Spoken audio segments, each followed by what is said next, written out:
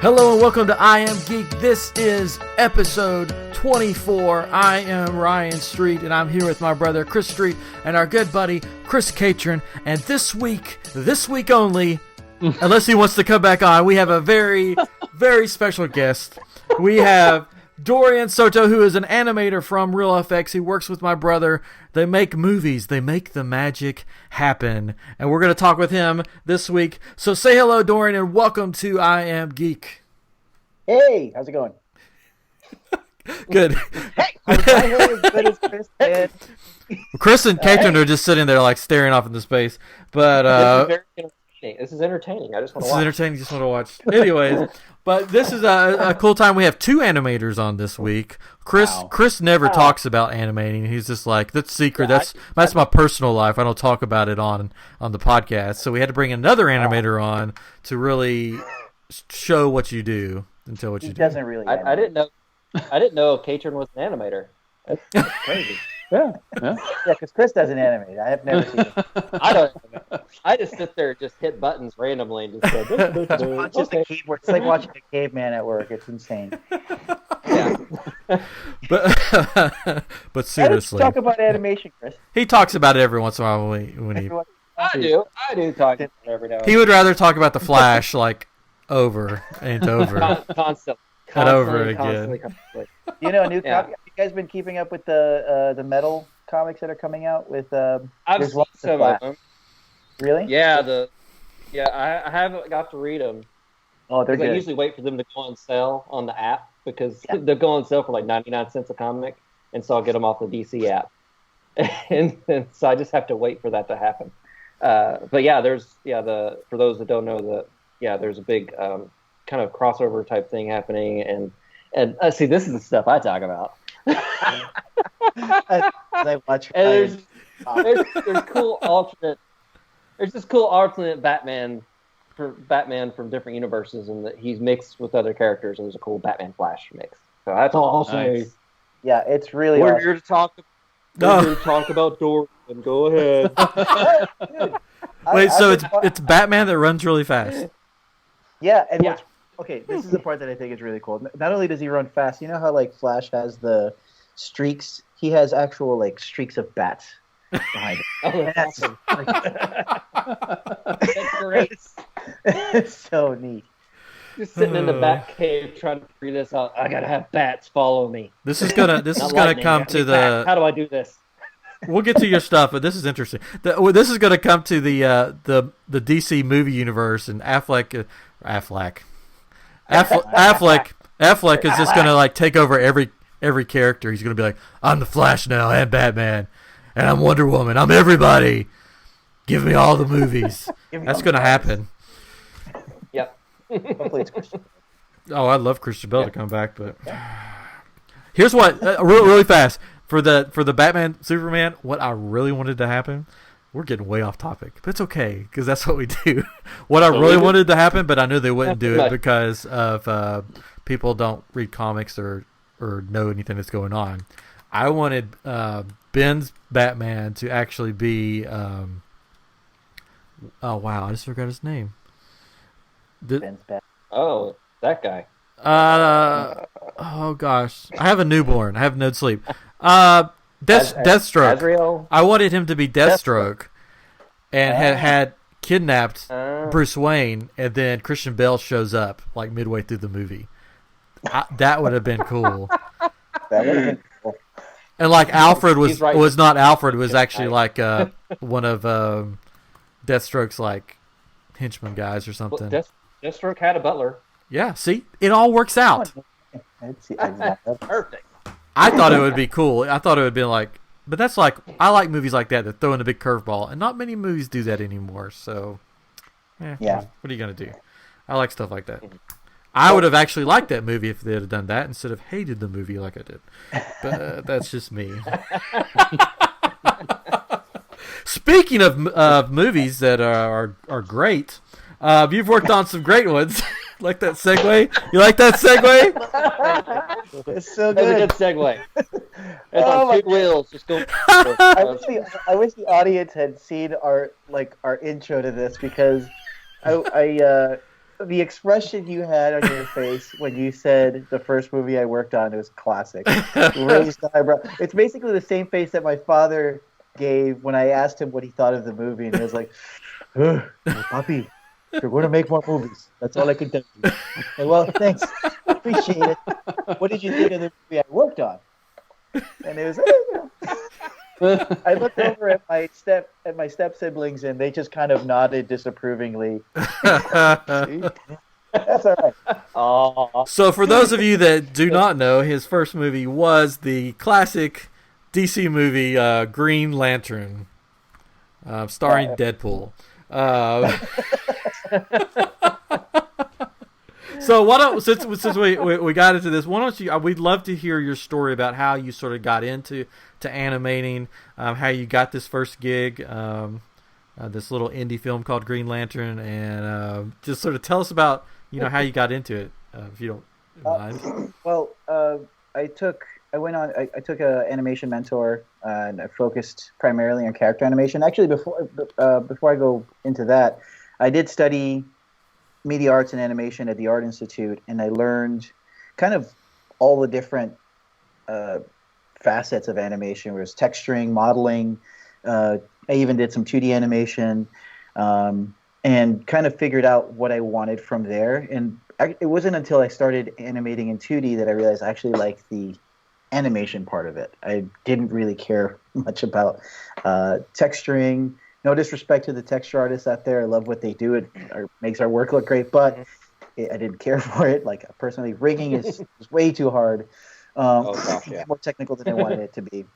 But the animation part, I really gravitated towards that. So then I took Animation Mentor, focused on character animation, and that was, I would say, right after I graduated from Animation Mentor, it was really difficult to find a job because it was right around that time where the animation industry was getting flooded with animators, and it was just very competitive. And it just, you really had to make your work stand out. And then on top of that, I think it was kind of the beginning of the industry's kind of pushing back a little bit. They were struggling with films, and so it became even harder to find work. So it took me about a year after I graduated from Animation Mentor before I landed my first gig at Sony, and it really just boiled down to someone giving you that chance. And the guy that I worked with, a really awesome supervisor, Jeff Shue, gave me that chance to work on a film. And we joke about it now, but it really was such a great opportunity. It was such a great film to work on, such a fun film to work on, and it got me to where I am right now. Just kind of catapulted me into other shows. But the other part was just kind of getting to meet all the different people and getting to, for the first couple of years, I did get to travel a little bit and go to New Mexico. Then I went back up to New York and then Dallas, and got to kind of see what areas I wanted to land on. So, so got to work on Green Lantern, and that was a lot of fun. It was a huge learning experience. Not bad. well, if it makes you feel any better, like, my first film was Aliens in the Attic, which no one knows what it is. Oh, I know it.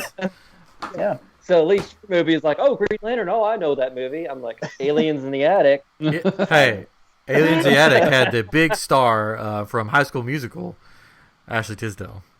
That's true. Yes, that's true. Catapulted her career. That's all I remember about it. I think we were kind of plummeted after that. So I don't.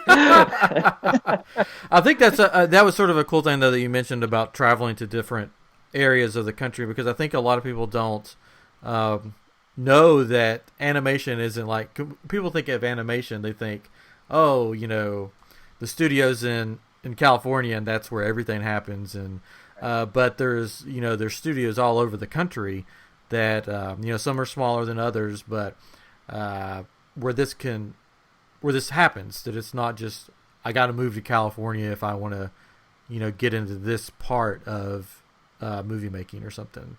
Right. There's other areas you can go, so that's really cool.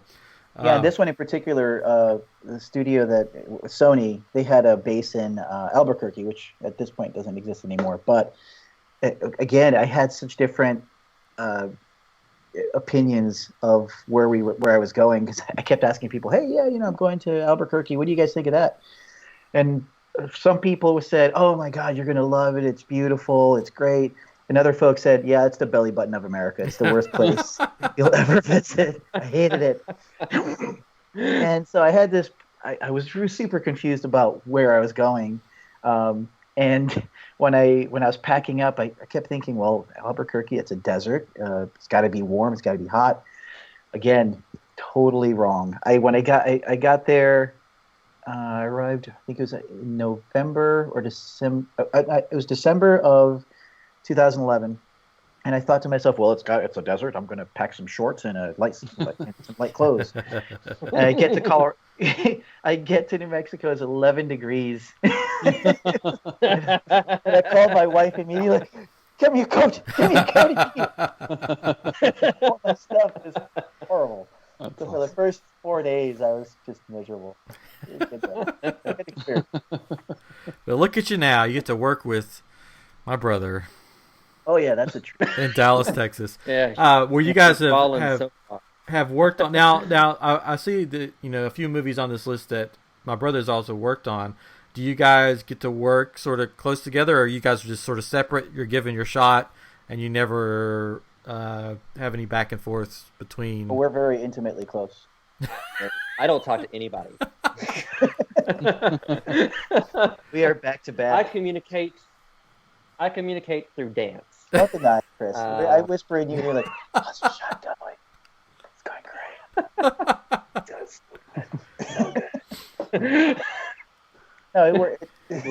It is a very collaborative. It's a very collaborative experience because shots are sometimes butting right, like back to back. Yeah. And like 4 or 5 different animators between each shot, you have to communicate. What you're going to do, like where your shot's going to begin, where it's going to end, because the animator before you is going to have to hook up with you, and then vice versa with the end. Mm-hmm. So it is very collaborative, and sometimes we'll even like shoot. I don't know if anybody knows this either, but we shoot reference before we even start animating a shot. Mm-hmm. I mean, some people work very differently. Reference is one way to do it. Drawing some poses, storytelling poses is another way to do it. But when we're shooting reference, sometimes we'll grab other animators that are really good actors and are comfortable being in front of the camera and perform something. Which is usually Dorian. Yeah. Dorian every reference. I think... if I need some reference, go get Dorian. That's not true.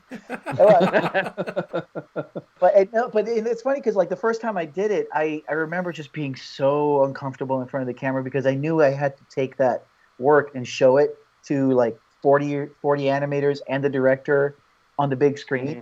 So that was so terrible. And so my acting was like super stiff.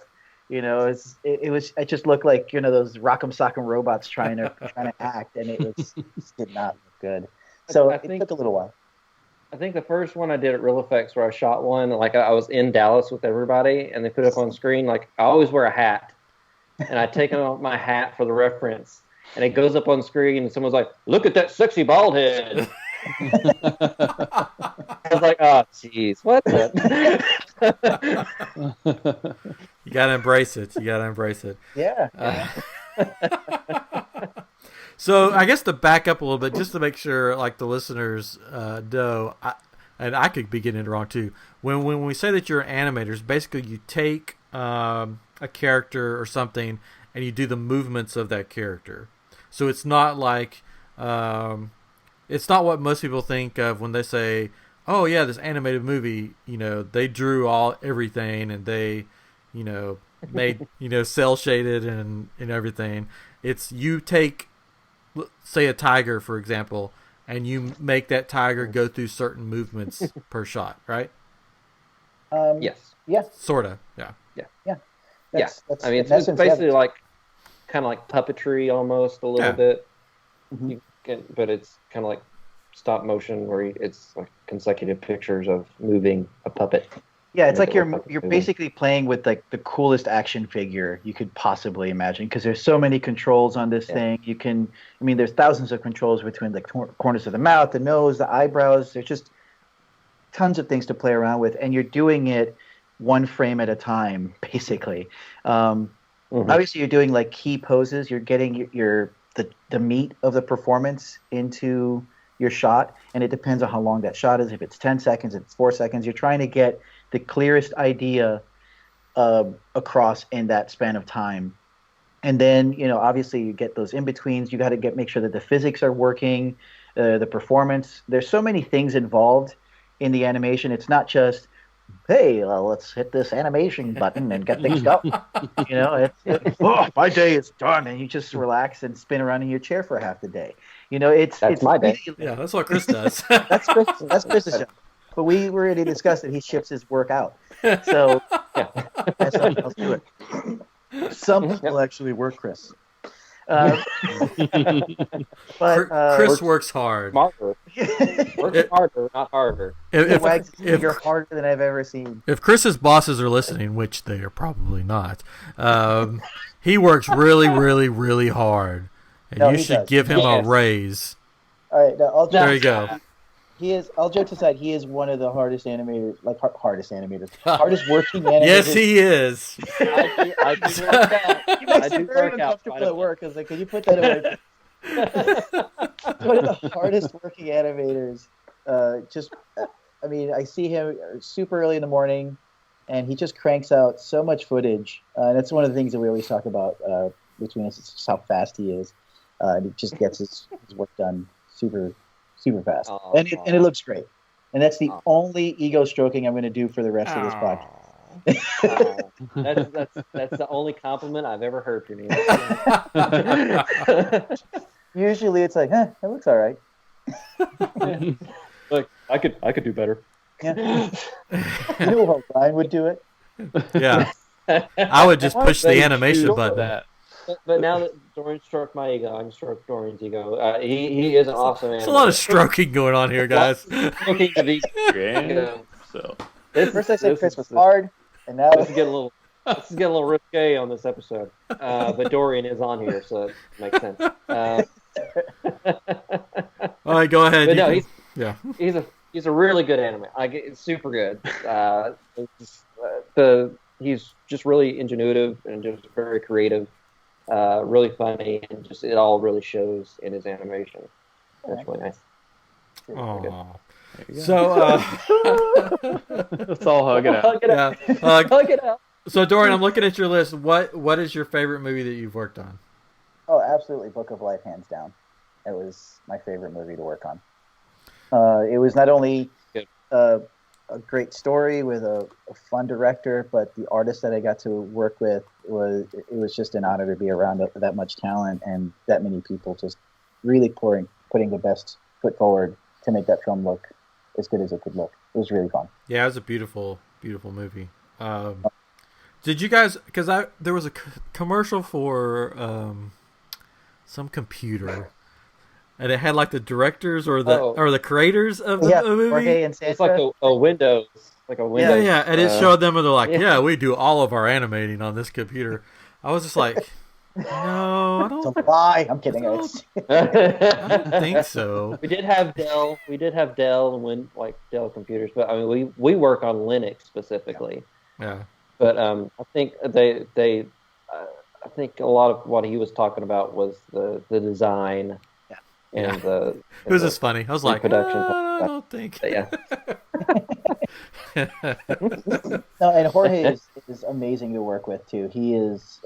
He really kind of gets you pumped. He gets you excited. And when when he pitches a sequence or a scene in a movie, he puts a lot of his personal experiences into it. He talks like, for instance, the proposal on Book of Life was actually how he proposed to his wife in real life. Oh, wow. That's cool.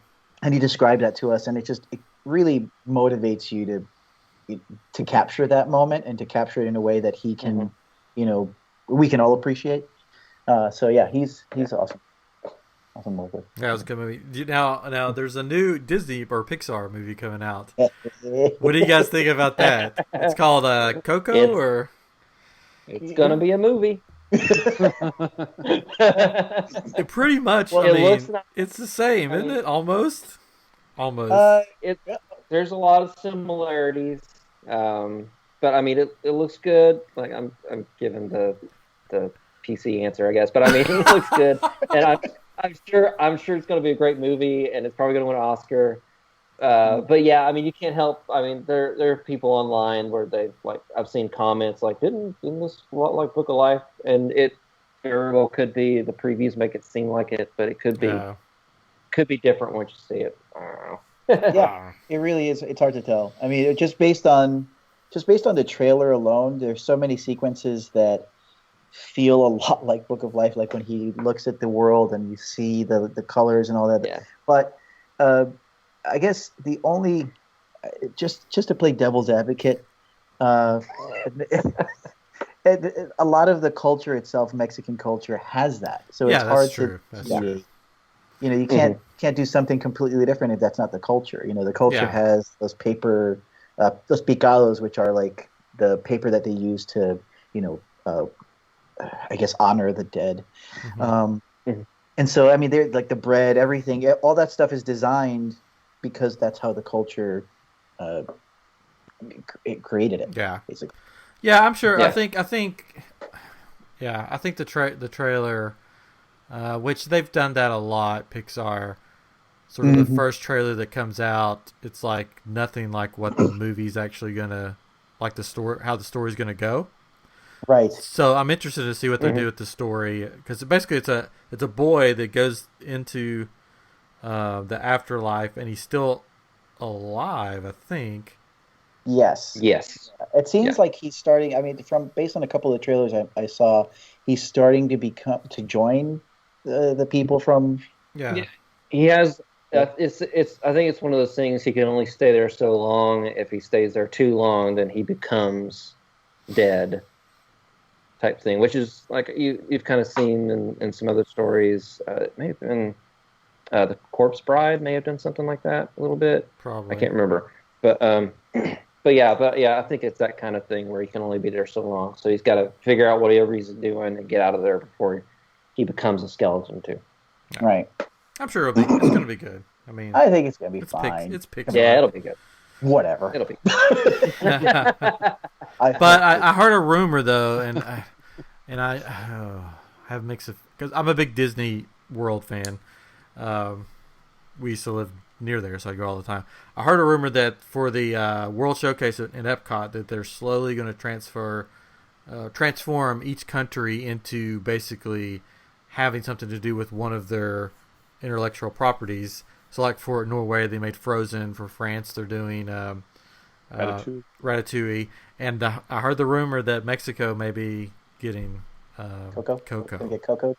Which it could be cool, but I'm not really happy about it, because if they do go that route, then they're going to replace the Three Caballeros, which is like one of my all-time favorites. Yeah. All-time favorites. Yeah. So I just don't want them to go away. Every time I go to Epcot, I have to go on that ride, that boat ride. That would be so sad. I know. Oh my god.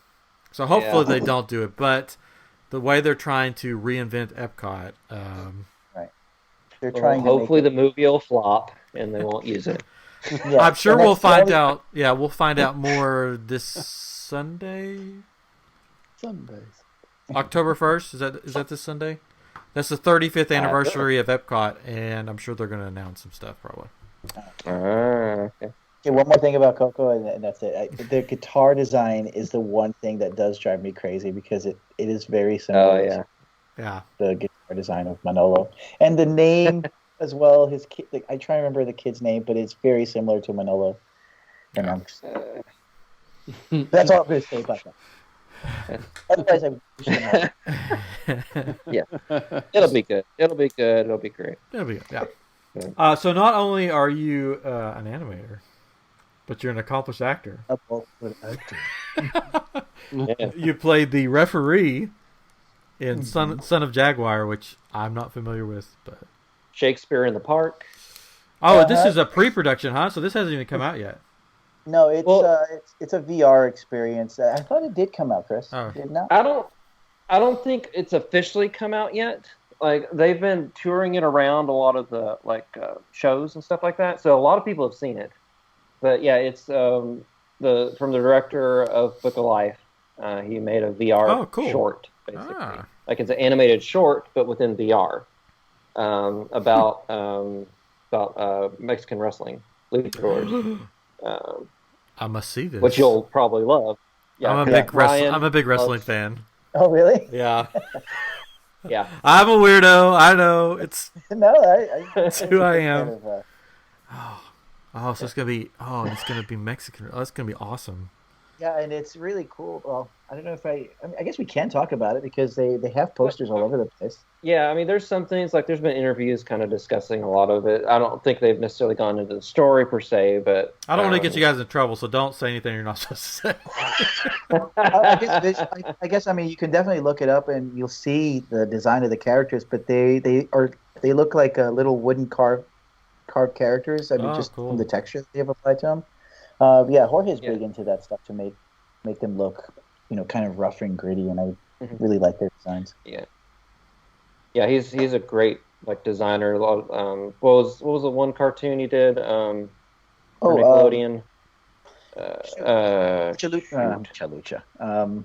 No, well, he did designs for Mucha Lucha. El Tigre. El Tigre, yeah. He did El Tigre, so you can see his design aspects in a lot of it, and it's really cool in 3D. Especially like the VR headset, it's really cool looking. So so it'll just be in different places throughout the country. Google Spotlight, I think is what it's eventually going to be on. Google Spotlight is a VR app, and they do a lot of different animated shorts that you can view with a headset. It basically you put it on you download the app on your phone, and you can get one of the headsets that you can put your phone into.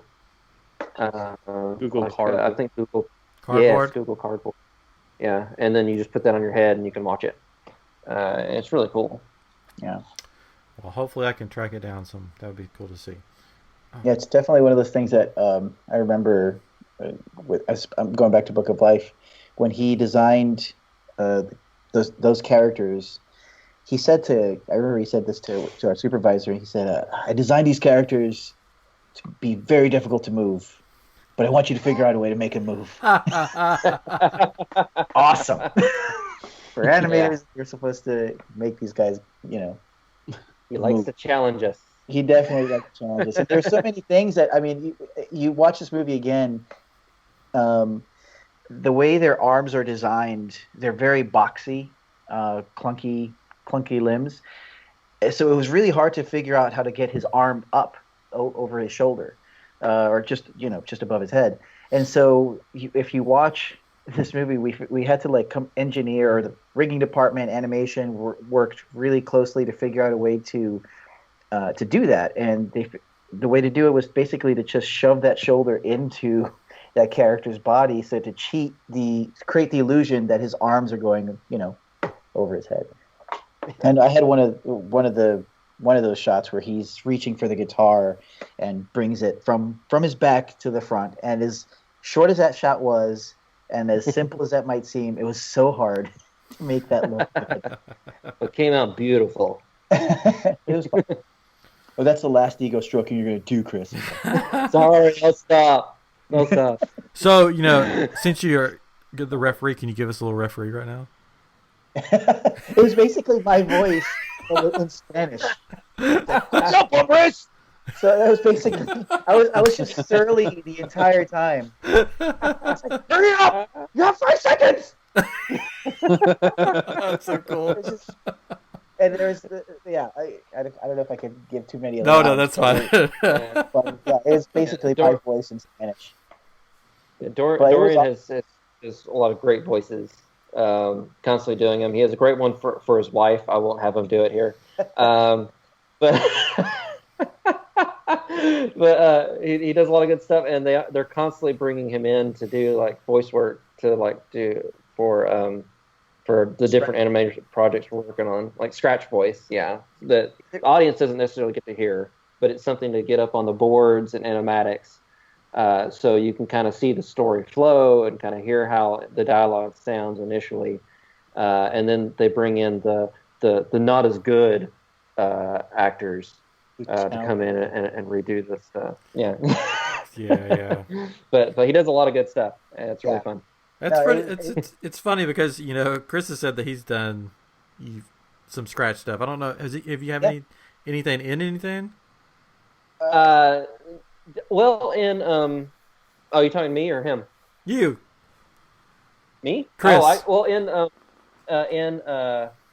the Slugs. What is it? Best Fiends. Yes. I'm just some background voices like screaming and yelling in pain. I think. I did the initial scratch for the sergeant. Yeah. For the drill sergeant, and which eventually was taken over by the guy from Futurama that does Fry's voice, and that was just me yelling yelling. That was so much fun, though. I really like it. It was good.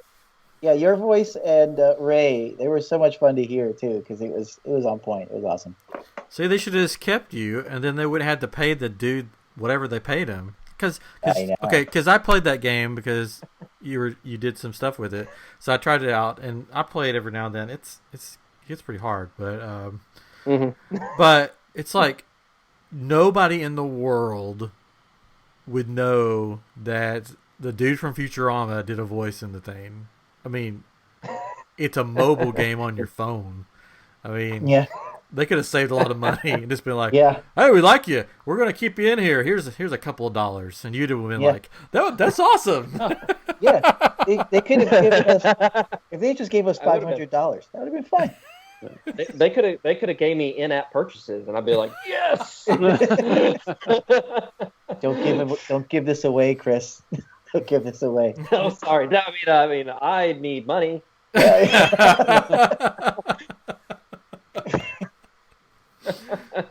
Yeah, they even had Mark Hamill playing one of the team. Yeah, there's a ton of Futurama actors that they got for that. I guess the people behind it were big Futurama fans. Yeah. That's funny. Cool. So, Katrin, you got any questions? No, Katrin, wake up. I'm here. I am tired. I'm about to fall asleep. It's not because of the conversation. I'm just so tired. But it is very interesting, and I'm just sitting back and watching. So, yeah. It's like, all right, guys, as you were, just go. What's the Coco? Yeah, Coco. I would love some chocolate. Yeah. I love Conan O'Brien. I don't play too much here. So is there? Let's get into sort of maybe your geekiness, if you got any in you somewhere. Everybody does. Is there a project that you would be your dream project to work on? Oh my gosh, any of the Marvel stuff that we've been. I mean, I know that a lot of people are tired of the superhero stuff, but I'm a big comic book superhero. Not here. Not here. No, we're not. Let's talk about it. Watch it. Yeah, and oh man, like the stuff that's coming out now with the Infinity Gauntlet. I mean, all those. I read all those comics. I know what happens, and I do. Okay, a buddy of mine at work makes fun of us for knowing what's going to happen, and when they say things like, "Oh, I think that so and so is going to die in this scene," because I know, but I don't want to say anything. I'll be like, "Oh, that's interesting," because I don't want to give it away. But his impersonation of me is like, "Oh, that's interesting." So it's it's constantly mocking. But I don't want to ruin it for people. And for that same person who I'm talking about, they ruined Breaking Bad for me. I think I know what you're talking about. Yeah, and it was because I was okay. Disclaimer: before I even go, did you guys all watch that show? I have never watched it, but I probably won't. So just because of time, I have not, but I know the ending. My wife watched the whole thing, and Yeah, I don't know when, but she did. But yeah, the main character dies. Spoiler: if you guys haven't seen it, it's been 6 years already. yeah. But I was maybe like 2 seasons in, and the show had just ended. And he goes, "You know he dies, right?" what? Like, didn't I just tell you I'm starting to watch this right now? Like, I'm sorry. Like, well, thanks. Appreciate it. The only thing that I did see about it was that because it was hilarious. It was like he actually didn't die. He just became the dad of Malcolm in the Middle. And they had like this video that they shot, and it was like him, and he's like in Malcolm in the Middle, and he's just like with these like creepy eyes, like, yeah, you know what I did, but I'm here now, and so. It's awesome. So that's the only really thing I know about it, but yeah, but I would love to work on any of the stuff that Marvel's doing. I kind of I like Wonder Woman. I don't know if I've heard mixed. Yeah, she's hot. I love Wonder Woman. yeah, I thought Wonder Woman was great. I thought Wonder Woman was the only recent DC movie that was good. That's just my personal opinion. They've been doing great with their TV shows, but their movies have been lacking. So do you think, back to Infinity, little rabbit trail, since Fox owns X-Men and Sony's still trying to figure out what they're going to do with Spider-Man, do you think Infinity is going to make a drastic change from what it happened in the comics? Oh, definitely, especially since Fantastic Four is also owned by Fox, and they've been doing oh man, I almost did it. I almost slipped. They've been doing a don't make me porg you. They have been doing a terrible job trying to make that work, and I don't understand how you can fail at Fantastic Four. There's so many great stories and such awesome characters. Oh, I can show you 3 examples of how to fail at Fantastic Four. Yeah. Like, I can show you 4 back to the 80s. Oh, that's true. I can show you 4 too. Yeah. It's so frustrating. Like, yeah, dang it, let's get it right. And so because Fox owns that, and they're major players in the Infinity Wars as well. So I don't know how they're gonna. And on the top of that, Silver Surfer is another key player of that. So I really don't know how they're gonna. I know that they're going to do a great job. I just don't think it's going to be exactly like the comic books. Yeah. I mean, you saw that with Civil War as well. I mean, like when they did the Civil War, they had to completely redo it because they didn't have near as many characters as they had in the comics to do it. I mean, even characters they own, they hadn't introduced them or anything, so they kind of had to do their own thing. I'm just wondering if they're going to change, like, people that die. They aren't going to die, and other people are going to die just because of their contract turning out. Yeah, stuff like that. That's what I'm thinking. Yeah, I think so too. I mean, I'm just playing in my head like all the different fights that Thanos gets into in the comics, and you have the X-Men. There's the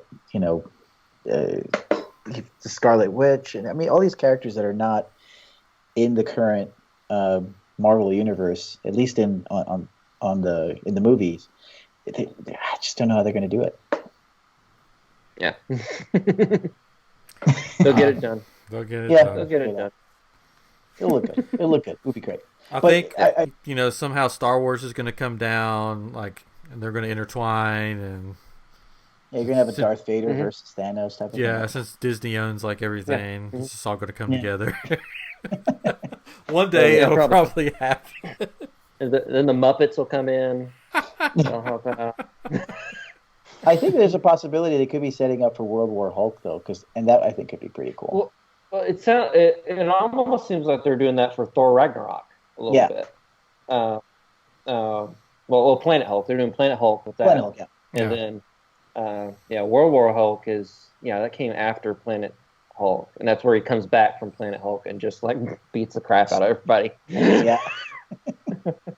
I can't wait for Thor.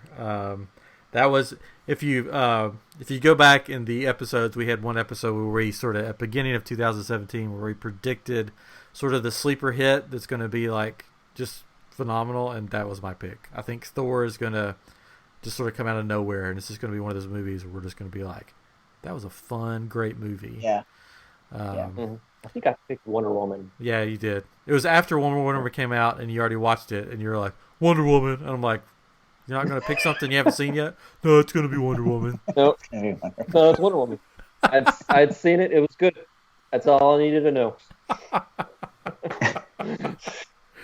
Oh, man. You guys saw, two of you at least saw Ninjago, right? I didn't see it.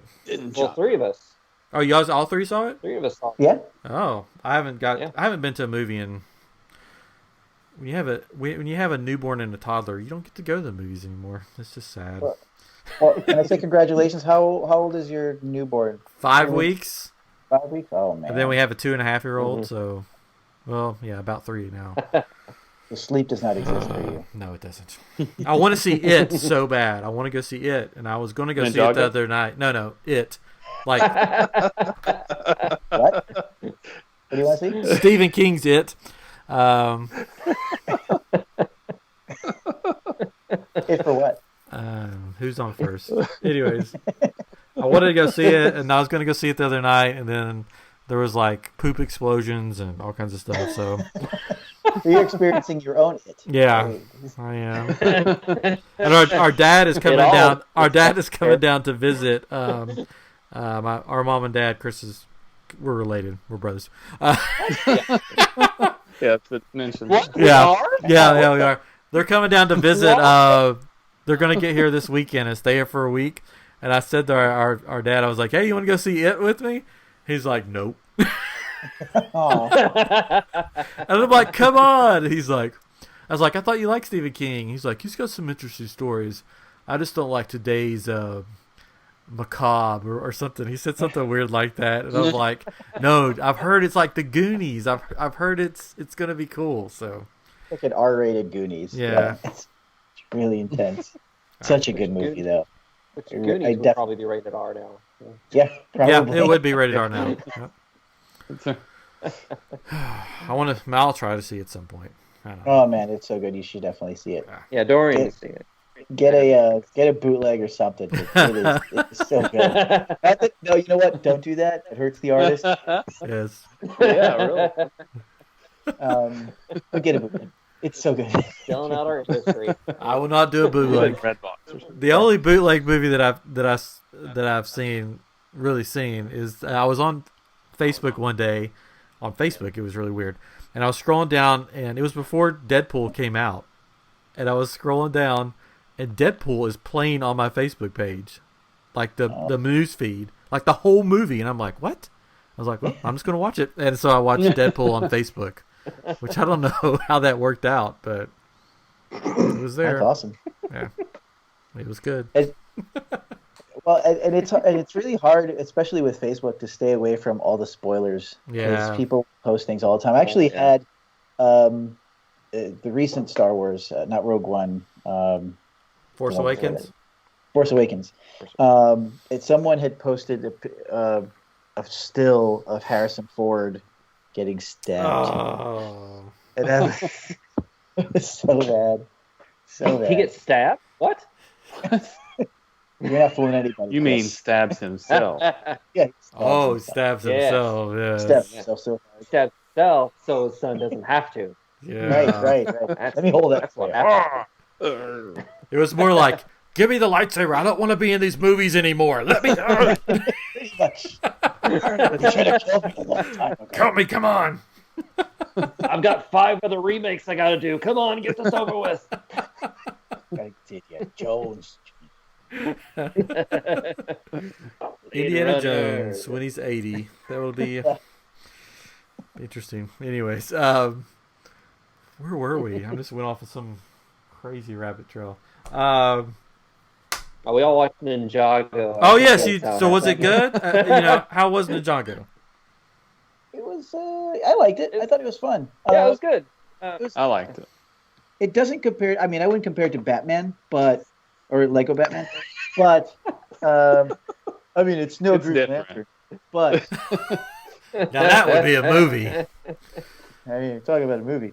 No, it's not. I wouldn't say it's not as good as Lego Batman, but it's still a really fun movie to watch. It had a few good laughs in there.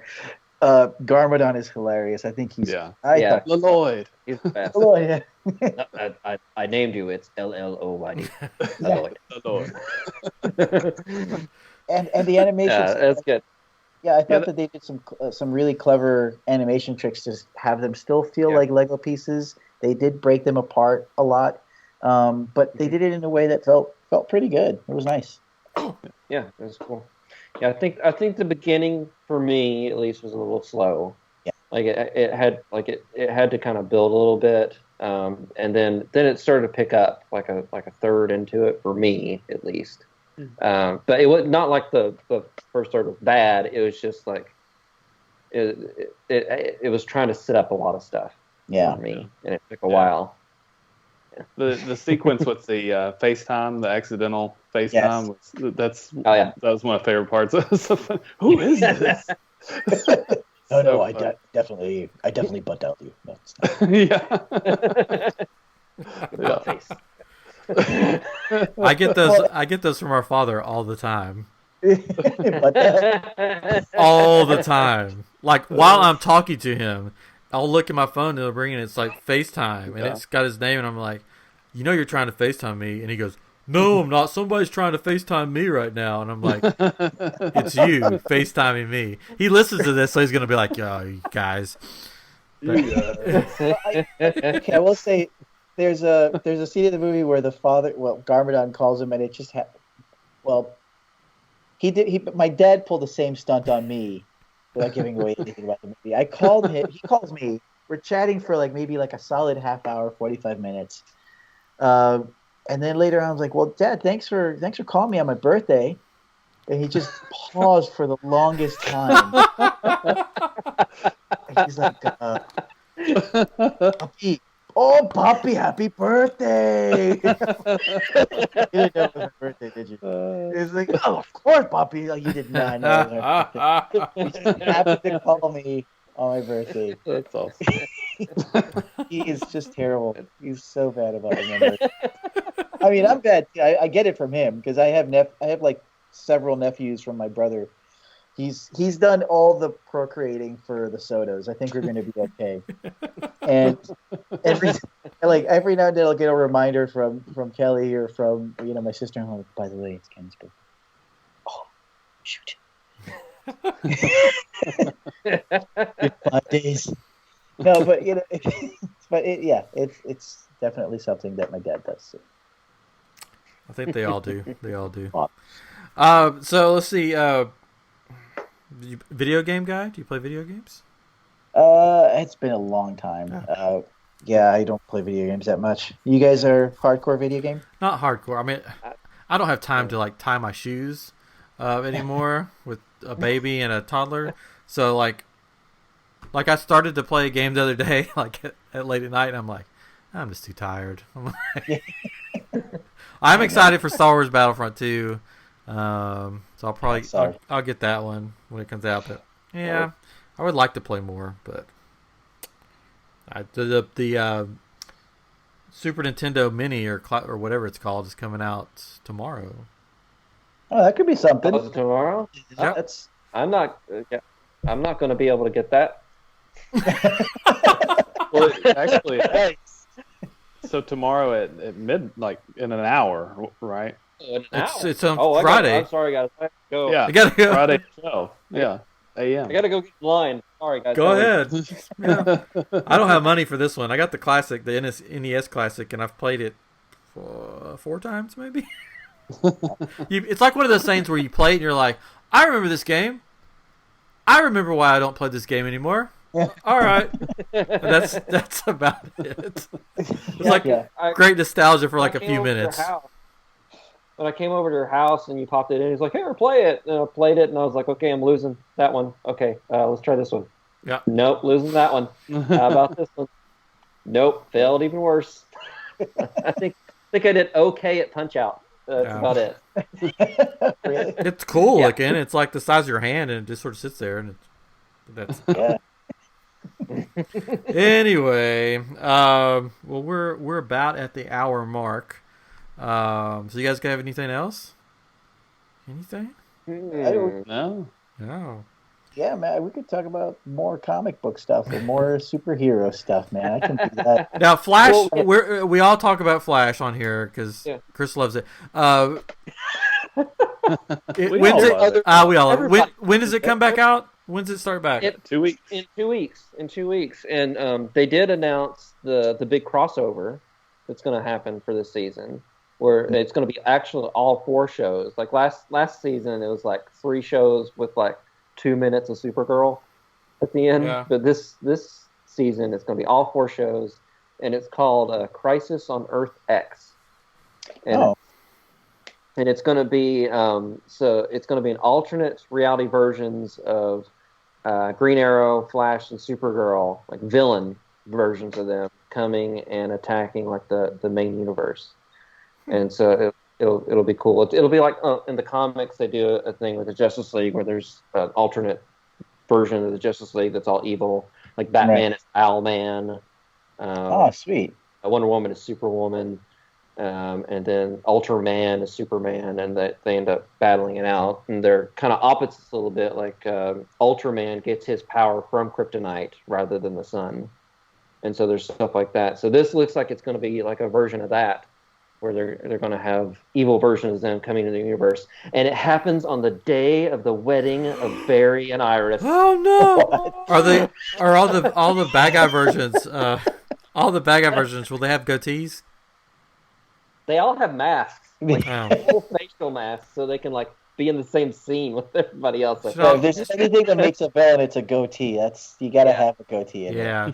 Probably underneath, like even Supergirl has a goatee. Yeah. This is where Chris and because I was more of a Marvel guy when I was growing up, and I've recently started getting into DC, so there's a lot of catching up for me. So whenever I talk to him about Flash, it's like, I think this is going to happen. He goes, Story time with history. Very interesting, yes. Yeah, that's when I have to act and go, I don't know, that could happen. Whoa. In the back of my mind, like, that's not going to happen. I did. Speaking of Flash, I did hear a rumor that because Chris and I were both huge Smallville fans long ago, that Tom Welling wants to be on the Flash and has offered to be on the Flash. So Flash people, I'm sure you're listening. Whatever, make it happen. I want to see Tom Welling on the Flash. That'd be great. He's going to be on Lucifer this season. Yeah, I saw that. I never watched that one. Property. Yeah. I haven't watched it either. It's based off a comic book. It's just a Vertigo comic book, which is under the DC title. But he's going to be on that. So I guess he's starting to open up to being in this kind of stuff again. Because for the longest time, he seemed kind of jaded. Like, I was on Smallville. It's all people talk to me about. I don't want to do anything. He's my favorite. He was my favorite. I think. Well, Christopher Reeves is up there. Is my favorite Superman. Well, technically, it wasn't Superman. Well, you know what I mean. But that's what he says. That was like one of the things he would say. I know. He would go like, "I didn't play Superman. I played Clark Kent." Favorite version of that character. Yes. He was. Yeah, I like Smallville a lot. Yeah. It's like Vanilla Ice getting upset over, hey, Ice Ice Baby was awesome, but that's what you're known for. You just, doing that. That's what made you popular. Yeah. I built houses now. The other thing that DC does really well is animated movies. They do. They're killing it with that stuff. Just catching up on the DC stuff. The one that they did with, they're trying to do it with the actual theatrical movies, but what's the guy's name? You know him, Chris. Red Hood. Oh, the big dude that Superman fights. Oh, that Thanos was modeled after. Oh, Darkseid. Darkseid, yeah, that was a great one. I love the stuff that they did with the Court Files with Batman. All those animated movies are just awesome to watch, and the animation's great too.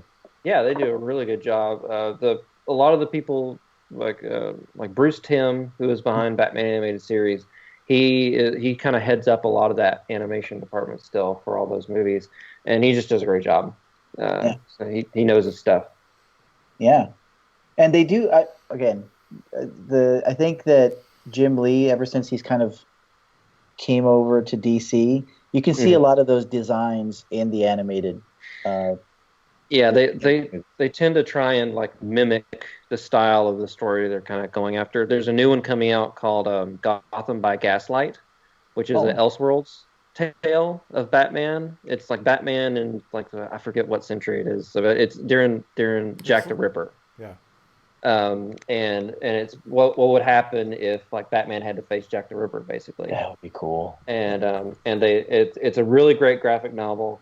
And they're taking that and making it into an animated form, and they like to design towards what that comic looked like. They did that with the Dark Knight, the Frank Miller stuff. They did that with those. So I like that they play around with the styles for each of their movies too, which is cool. That's awesome. Right, checked out. No. I just something popped up here. I don't know why it popped up, but this is from your wife, Chris. Uh-oh. I just want to say I love my husband so much. He's truly the most kind, considerate, and loving man. Aww. Smiley face. That can't be her. I know, that's what I was thinking. Hey, real quick, we did have a question. We had a question? What? Yeah. What? Yeah, Bren asked a question. Oh, I must have missed this. Bren is our resident fan. Yeah. Which animated world would you like to live in for the rest of your life? Ooh, animated world? Oh my goodness. Oh. Who's this question for? Anybody. Yeah. Anybody. How did I miss this? Up for grabs. Anybody wants to ask. You got one Arbitron rated. That's awesome. I don't know. One animated world. Live in the rest of your life. Okay, well, we gotta think about this now. This is where it goes silent for a few minutes, and then I have to edit it out. No. Would you be like an average Joe, or would you be like, one of those cool characters in that animated world? I mean, like for instance, if you were in the, like we were just talking about, DC universe, would you be like a Superman character, or would you just be like that dude with a newspaper just trudging along, just watching all that cool stuff happen? If I'm a dude with a newspaper, I really don't want to be in that world because Joker's probably going to kill me. Yeah, I think I have my answer. Uh-oh. Okay. Ooh. Wow. That was quick. That was quick. Yeah. Okay. Go ahead then. Go ahead. You gotta follow me on this one. Uh-oh. G.I. Joe. You never get hit by lasers? You never get hit by lasers. You know you're gonna live. All the people have like cool stuff going on. Even if you're in one of those stupid PSAs, they're funny, so you get a good laugh. You remember those PSAs? Yeah. All the ladies are like hot, so you got that going. Yeah. I mean, it's like a win-win. You get to laugh at, Cobra Commander all the time. Yeah. Even if you're one of his minions, you get to laugh at him because he just says stupid stuff all the time. I think it would be the perfect world. There's always like you get to play with laser guns, like when you're a kid, but nobody gets hurt. Nobody dies. Yeah. You get to hang out with Sergeant Slaughter sometimes. He just pops in. Perfect world. Perfect cartoon world. Huh. Man. Case closed. My initial thought was to say Looney Tunes because, again, like no one dies in there, but at the same time, you're constantly getting hit by anvils and things. Yep. You're in a lot of pain. I don't think I want that. My next thought would be Teen Titans Go, which a lot of people probably don't know. There's a lot of teenage angst in that. There is, but it's kind of fun. It's kind of fun teenage angst. It's Teen Titans Go. It's the more cartoony version. Yeah, that's true. So and they constantly break out into weird songs. Yeah. And they're always eating pizza, and they'll just start singing about hamburgers and start eating hamburgers. It just seems like a fun show, and Starfire's hot. So that's good. So we know who you would go for. You go for Starfire, not Raven. Not Raven. Yeah, she's got the legs. She's got good legs on her. But Starfire, it's all about the attitude and everything. Yeah. And in order to learn languages, she has to kiss you. So I mean, Oh, well, there you go.